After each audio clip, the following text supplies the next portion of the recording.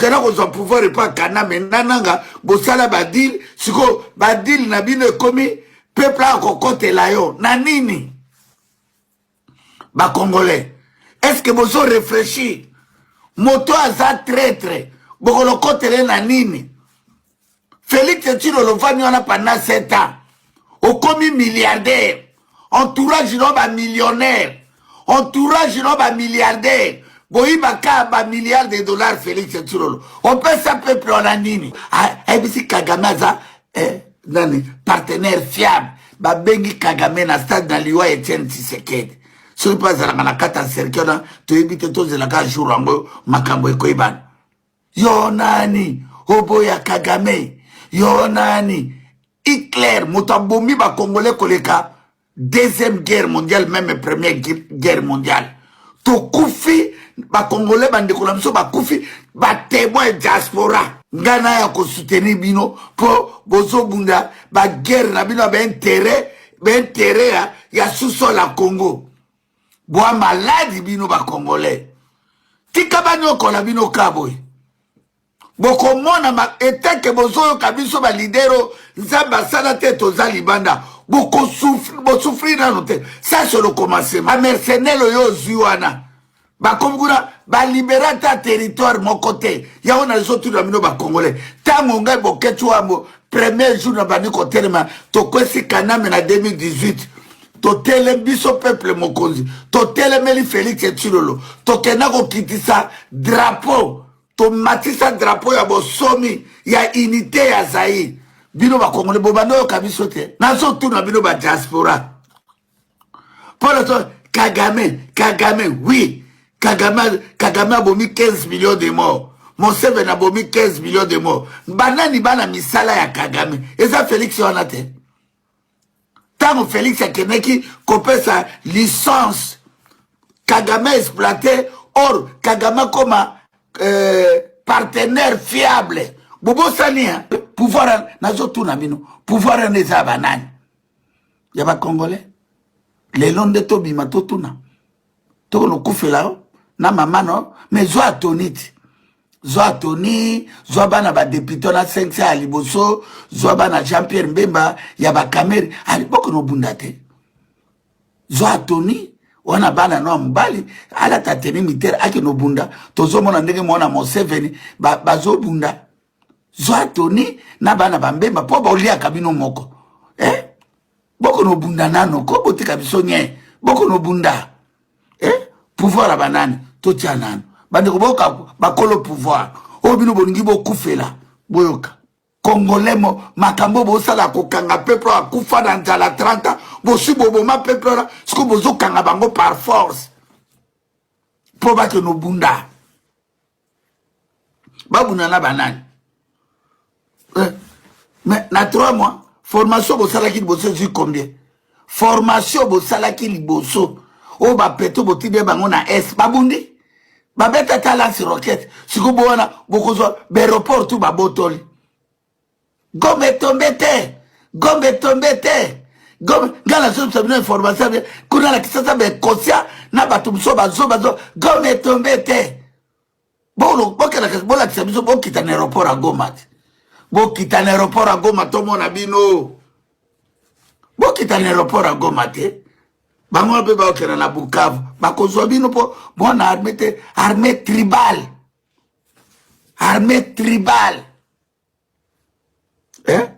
bo tribaliser mboka armée tribale bino boka sa banani ba kufela bino banani ba kufela bino tala ba Congolais bo kufela mota tribalisme oya tondisi bomengo chaque voyage abimaka na 2,5 millions Congolais mawa nalela kapona bino bolongola kobanga ba Kinois bolongola kobanga za internet te ba pesa kaye pa programme boningi na tela bino nanga po boyoka boko kelok bokoleta walesa bino moto ba walesa moto mbate ya kanete abina akoka nyoka okan kamulangule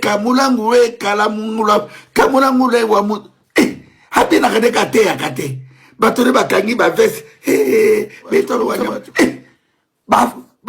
ba tribalisme pas tribal,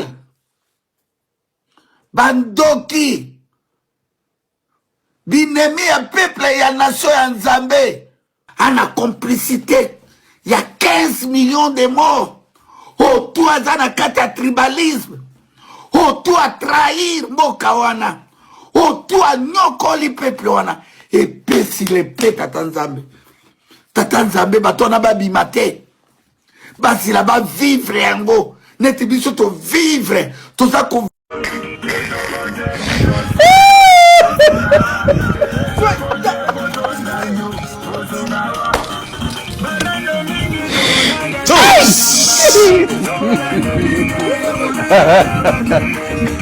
you go.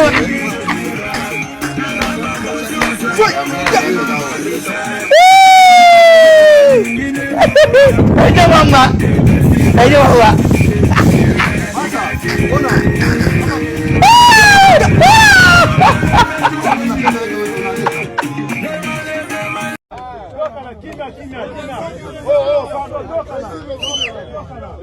Bon, il y a Liboso, tozongisi mai.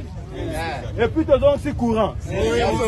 Chilombo, abomi mboka oyo, abomi courant, abomi mai, biso toye mikolo mibale misatu, mai ezongi tozongi te. Lelo lisusu na robakisa. Toyebi ke mamba réseau ezali. Bopesa biso kaka tamuke, boroyo kango. Alors, lisusu toyoloba lisusu. Ndenge bozo bima, bo tamboleza mboka na bino. Eza chez bino, mutabanisa bino te. Chilombo, il faut akende.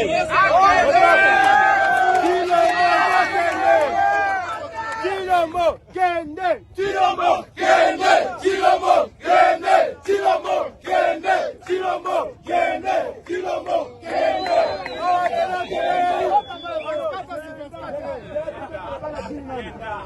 Banakin, Banakin, Sabino que non, dans la minute de ce moment.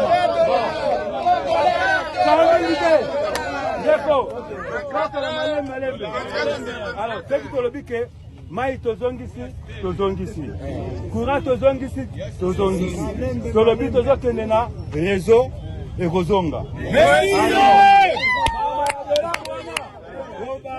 Merci.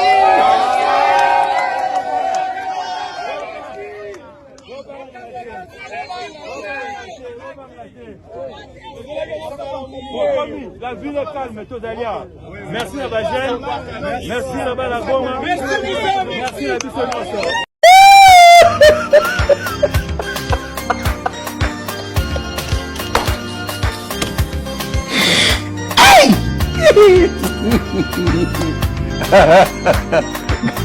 You go.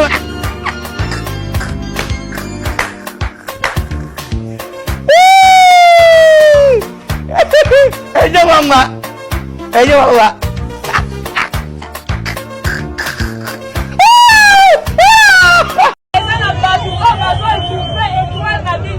Parce que vous êtes des jeunes malignes, ça va servir ma boumou na bango moko. Il est temps ya koloba non. Non, il a le régime ya Chilombo. Ya kobenga na e. Ndenge soma nga lobi Chilombo za mwizi nga lobi Chilombo za tende Chilombo za nani? Za nani? Asamo hivi. Est-ce qu'il va? Est-ce qu'il va? Osuki awa tendo kokende tina Kinshasa. C'est bon.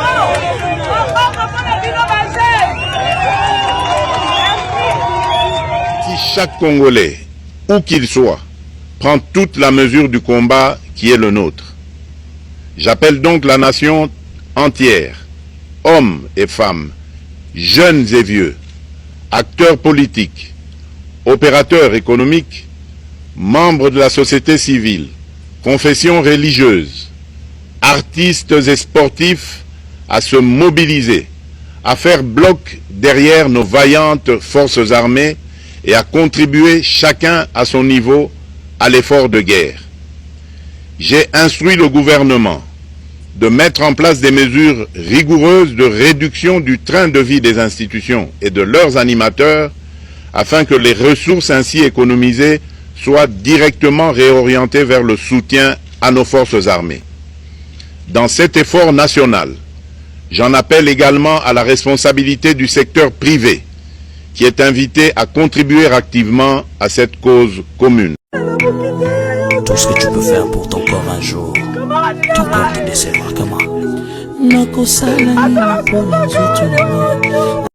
Kagame est devenu le président rwandais, pour ne pas citer son nom, il est devenu très gourmand. Parce que ce pays lui a presque tout donné. En 2019, fin 2019, retenez président, fin 2019, notre armée a mené des opérations conjointes avec le RDF pour traquer un commandant des FDLR au Nord Kivu. Il a été tué avec 5 personnes de son équipe. Nous avons signé des accords. Un collègue député a demandé au ministre des Mines de venir nous expliquer le contenu de cet accord. On a accordé à une société rwandaise les mines de la Sakima. La Sakima, c'est tout le Kivu. C'est de Maniema, Sud Kivu et Nord Kivu. Commençons par nous retirer de cet accord.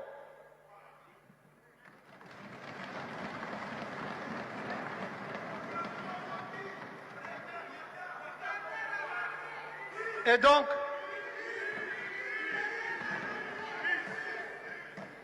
honorable président, parce que nous parlons des sanctions économiques, nous avons signé de bonne foi, parce que nous voulons la paix. Nous avons signé des accords avec les pays voisins. Qu'en serait-il de ces accords? Nous avons signé des accords avec le Rwanda sur la Sakima, sur le traitement et la transformation de nos minéraux au Rwanda. Le Rwanda a installé une raffinerie à Kigali. Là. Ils n'ont pas de l'or. C'est pour traiter nos minéraux. Nous l'avons fait de bonne foi pour la paix. S'ils ne sont pas de bonne foi, alors une usine de raffinerie coûte 5 millions, honorable président. 5 millions de dollars.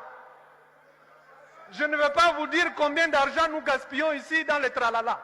5 millions.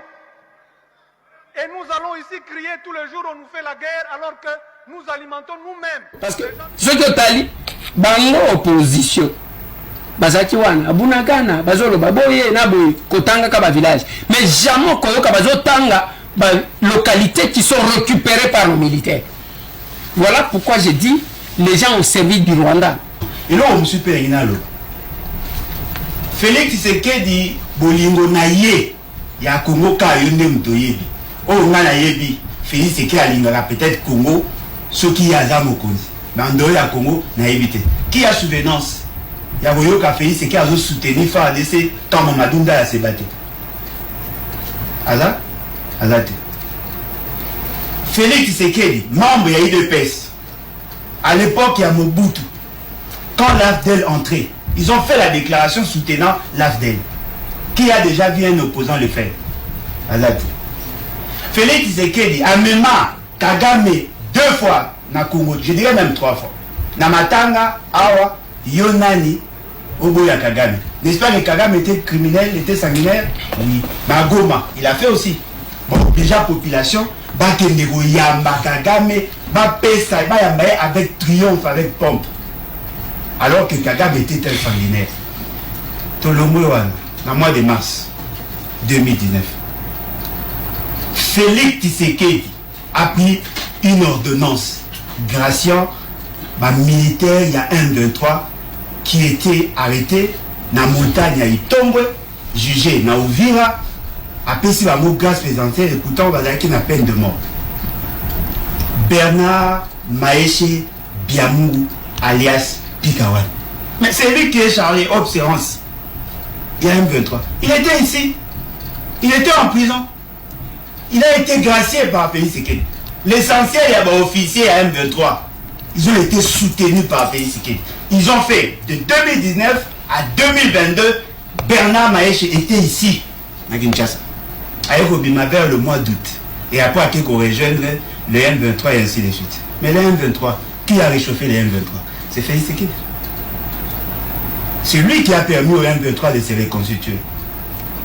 Claude Ibalanki, membre de l'Union, il y a famille politique Nabino Ondimi Gozalafuna. Claude Ibalanki a signé des accords avec Bertrand Bissimois en 2022 dans Kampala. Accord, il y a M23 pour la réinsertion dans Bango. Dans Mazaki, il y a un mécanisme, un comité de suivi, il y a encore Addis Abeba. Il a signé des accords au nom de Félix Tshisekedi. Balongo Liekuna quelques temps après, commissaire ambassadeur itinérant. En 2023, à Kendaki, il sous Kokuta, on négocier avec le même personne. Moi, Bissonné Tolingi. Pour terminer, oui. Bissonné Tolingi. Yo, au pays. Mais ma bé, votre appartenance politique, et là, le quoi, tu vois bien, et là, le quoi, et là, le quoi, pesanteur. C'est ce qu'il y a dans pays. Mouton, peuple, non, à Zokoufa. Basoda, non, bah, les lanzales. Besoin de dilapider, bon. Besoin de l'inspection générale et la finance, c'est comme le quoi, chien aboyeur. Oui, mais il y a possibilité d'anticiper, d'empêcher à ce que Batoubaï Bambongo. Combien de gens au Baï Bimbongo et à l'État au IGF a gagné dans la prison? IGF a fait des démonstrations ici, il y a détournement de fonds avec Nicolas.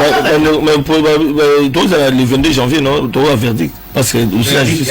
Mais tout ça, Yanni, on a un lampadaire. On a un projet de détournement de fonds organisé au niveau de la présidence. Oh, au niveau de la présidence, il y a eu sous les boulangers. Mais on a banni la présidence. Quand on a commencé à suivre le dossier Dick Hall, 619 millions de dollars, il était encore conseiller.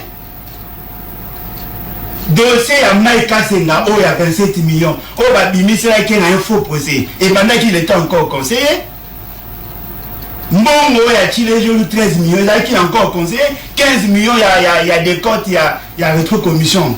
Ils étaient encore conseillers. Le détournement a commencé dès le premier jour où Félix Tshisekedi a prêté serment. Bien de quoi en l'état. C'est que IGF, chien aboyeur, à Gangui, au voleur, et après tu récupères là combien? Tu récupères l'autre. Merci. Mouton, il y a 10 minutes. Et la chaîne, il y a invité. Tu es à Zangonga. Il y a un jour, il y a aussi ça. Botika Kotina Bisoto Koumisa Bato Bazoïba. Dans l'armée, il y a des problèmes. La gestion de la carrière, le recrutement, la formation, la motivation, vous avez résoudre l'été.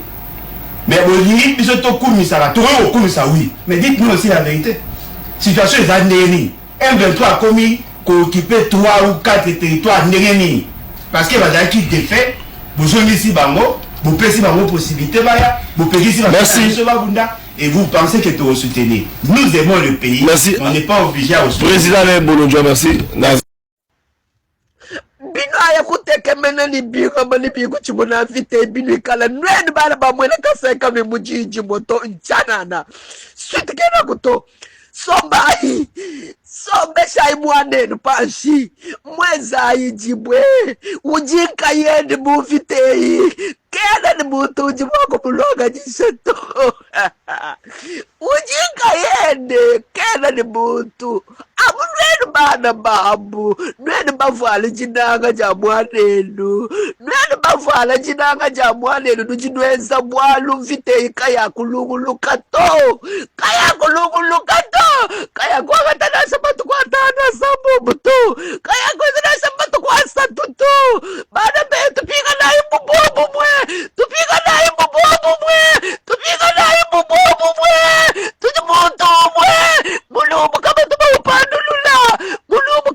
upandulula lelo jimwana lwelo lushinga kupandulula mulumwe vite yimi kukwata wewe utunikasonda vite yimi kukwata wewe utufika pa jinkwembe wakula lende vite yimi kukwata wetu mwana wewe utunibuloshi wezande kiminini weza bingoma binini muchanda vite yimi kukwata wewe mwana tumpofo chini chifu amesu ujini meji ni lunge nyi jikumai pashi babwele mwabu patula imeji ni lunge nyi biakanu pesha zambi nuji chisamba chifuka ni meji ni lunge nyi nuji chisamba cha maji lo lesha ijikanda bwana mujipashe mukabwene mulomba chikanda chachitunga chikwambu bwana mujipashe mulomba chikanda chachinanga bwana chinanga chikala mumuchima wenu nicheze bwana mulini mwameu zabi nosana mujisirani soja kuichina message nwenu ni chikanda chose babwene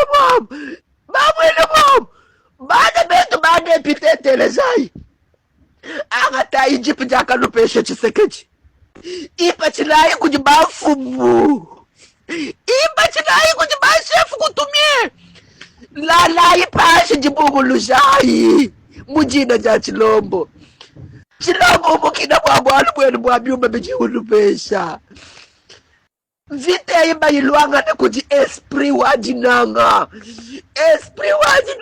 ikutuchumwina bitoye kulala tulu byosili bikala byachanani bikala solution wakulo kumweneka nalo kumweneka babunyi bajimina